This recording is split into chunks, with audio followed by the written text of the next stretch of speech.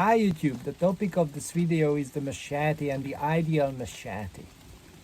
Even in a continental environment, it is worth considering carrying a machete. I know it's sometimes bulky, sometimes heavy. And because of its weight and volume, I think a machete must be a multifunctional tool. Of course, it must be able to clear the path, evidently. Also, to me, it must be able to chop wood and to do the basic woodwork in the camp. Even fine woodworking is needed. And last but not least, self-defense purposes are coming into the picture as well. And of course, the longer the list, the more compromise we have to have regarding a machete. I have had a lot of machetes, and none of them was apt or perfect for me.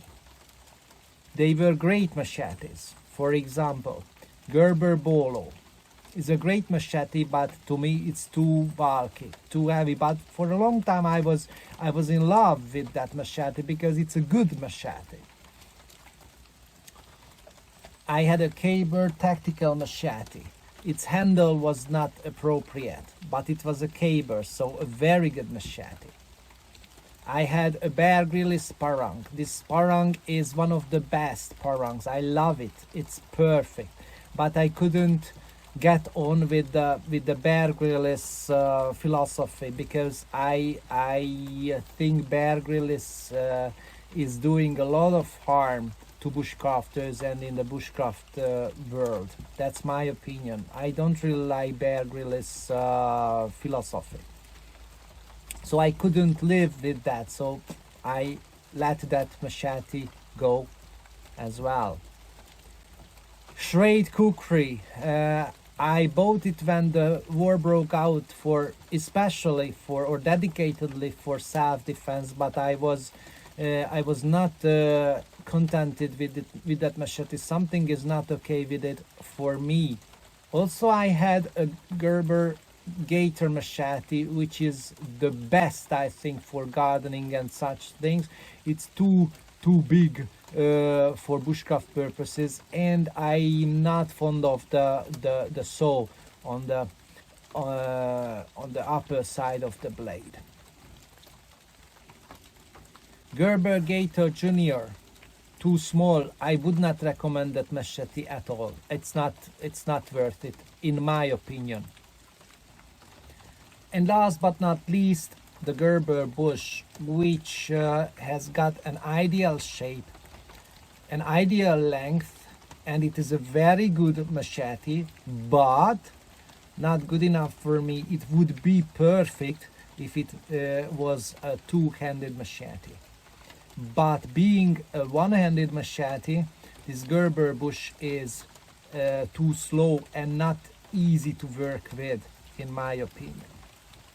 In the recent past, I was about to buy an SE Exportarian machete, which I think is a great machete in its category, but I don't like that boloish style near the tip of the machete, so I did not buy it.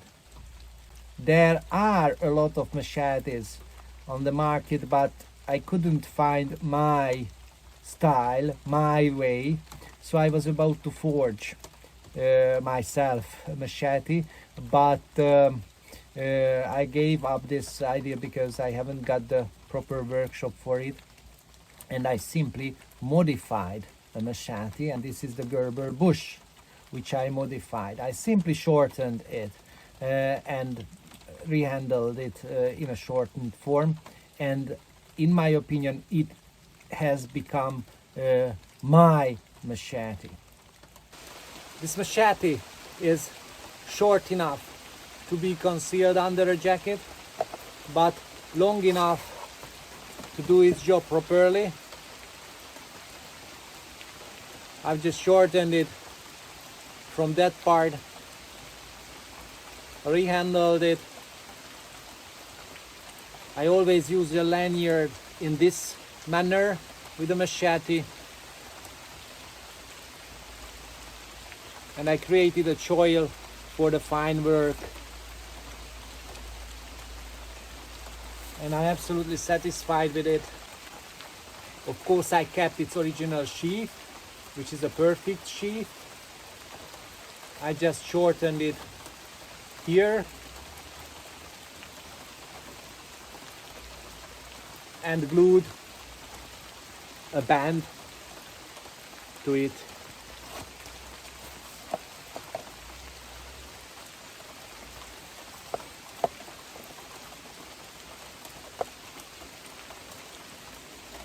Thank you for watching. Goodbye.